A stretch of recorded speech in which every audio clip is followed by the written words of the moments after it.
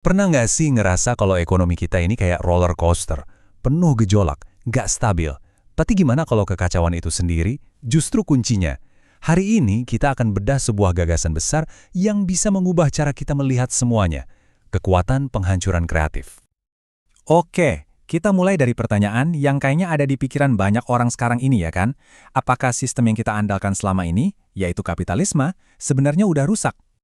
Dan gejalanya tuh ada di mana-mana loh. Kesenjangan yang makin lebar, banyak yang khawatir soal kerjaan, belum lagi dampak buruknya ke planet kita.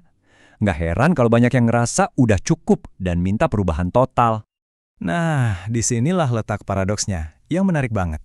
Gagasan yang mau kita bedah hari ini justru bilang, gimana kalau jawaban dari semua masalah ini bukan stabilitas, tapi malah datang dari bagian kapitalisme yang paling kacau dan paling merusak. Untuk ngertiin paradoks tadi, kita harus bedah dulu nih mesin utamanya. Apa sih sebenarnya penghancuran kreatif itu? Jadi, istilah ini datangnya dari seorang ekonom, Joseph Schumpeter. Gampangnya gini deh, kemajuan yang sesungguhnya itu nggak terjadi dengan adem ayem. Kemajuan lahir dari gejolak yang nggak pernah berhenti, di mana setiap inovasi baru secara paksa nyingkirin yang lama. Dan ini bukan cuma teori loh. Lihat deh data ini. Mungkin kita mikirnya ya, perusahaan raksasa yang udah mapan itu yang paling banyak buka lowongan kan? Ternyata salah besar. Semua pertumbuhan lapangan kerja bersih, semuanya itu datang dari perusahaan baru alias startup. Lihat angka 142% itu bukan salah ketik. Artinya perusahaan baru menciptakan jauh lebih banyak pekerjaan daripada total pekerjaan baru di ekonomi. Karena mereka juga harus nutupin lowongan yang hilang dari perusahaan-perusahaan tua. Nah, mesin inilah, mesin yang nggak pernah berhenti gantiin yang lama dengan yang baru.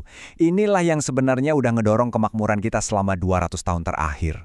Ini bukan fenomena kemarin sore, inilah kekuatan yang ngebentuk dunia modern kita. Grafik ini nunjukin dampaknya secara dramatis banget. Coba bayangin, ribuan tahun kemakmuran manusia itu ya gitu-gitu aja, datar. Terus sekitar tahun 1820, boom! Sesuatu terjadi. Mesin penghancuran kreatif ini mulai menyala, dan kita lihat ada lonjakan kesejahteraan yang nyaris vertikal. Skalanya itu luar biasa. Oke, kalau mesin ini sebegitu hebatnya, kok kita masih banyak masalah ya? Nah, ini ngebawa kita ke inti persoalannya. Gimana cara kita menyelamatkan kapitalisme dari para kapitalis itu sendiri? Ini dia nih dilema utamanya. Begitu ada perusahaan yang sukses sampai di puncak, mereka punya dorongan kuat banget buat mastiin nggak ada yang bisa nyusul. Ibaratnya mereka naik tangga, terus tangganya ditarik ke atas biar nggak ada lagi yang bisa naik. Eits, tapi jangan pesimis dulu lu. Kita nggak harus pasrah sama dilema ini. Kuncinya adalah dengan mengatur sistemnya secara aktif, buat mastiin tangga itu selalu ada buat para inovator yang berikutnya. Biasanya kan solusinya kedengeran gampang. Ya udah, tinggal tambahin aja kompetisinya. Tapi beneran nih, lebih banyak persaingan itu selalu lebih baik?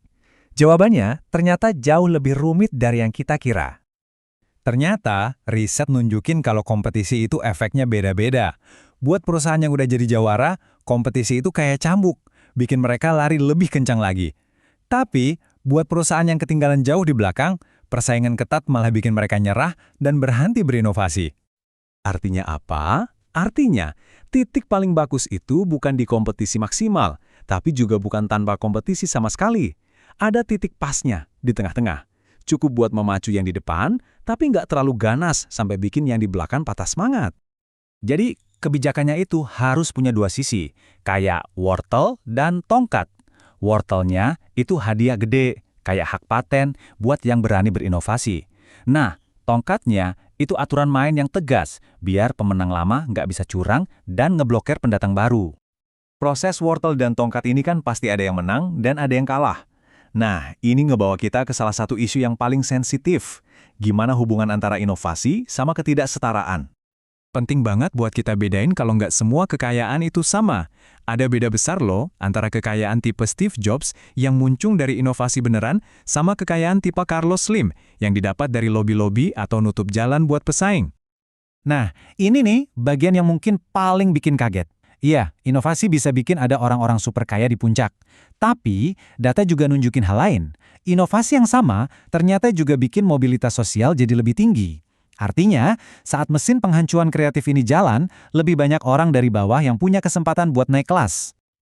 Oke, jadi gimana caranya kita ngerangkai semua potongan puzzle ini? Gimana kita bisa bikin sistem yang manfaatin kekuatan inovasi, tapi juga ngelola dampaknya? Biar ekonominya dinamis sekaligus adil. Jawabannya ada di sebuah kerangka kerja yang disebut segitiga emas. Idenya adalah kita perlu keseimbangan antara tiga kekuatan ini. Pertama, pasar sebagai mesin inovasinya. Kedua, negara sebagai wasit yang bikin aturan main yang adil. Dan ketiga, masyarakat sipil yang jadi hati nuraninya, yang ngawasin pasar dan negara. Jadi ini bukan lagi soal milih pasar atau negara. Udah ngerelevan lagi perdebatan itu. Intinya adalah gimana caranya mereka bertiga kerja bareng buat kebaikan kita semua. Terus prakteknya gimana? Contohnya gini, ada prinsip lindungi pekerja, bukan pekerjaannya. Artinya, pas ada industri lama yang bangkrut karena inovasi baru, kita nggak mati-matian ngelindungin pekerjaan yang udah usang itu. Sebaliknya, kita siapin jaring pengaman sosial yang kuat sama pelatihan buat para pekerjanya biar bisa dapat kerjaan baru. Ini cara kita nikmatin inovasi, tapi sambil ngurangin dampak buruknya. Pada akhirnya, semua gagasan ini ngajak kita buat bertindak, bukan cuma pasrah. Kayak kutipan terkenal ini, poinnya bukan cuma menafsirkan dunia, tapi mengubahnya. Kita punya kok alat untuk ngebentuk masa depan ekonomi kita. Jadi, ini ninggalin kita dengan satu pemikiran akhir yang kuat banget, masa depan kapitalisme itu bukan takdir, itu adalah pilihan, dan pilihan itu ada di tangan kita.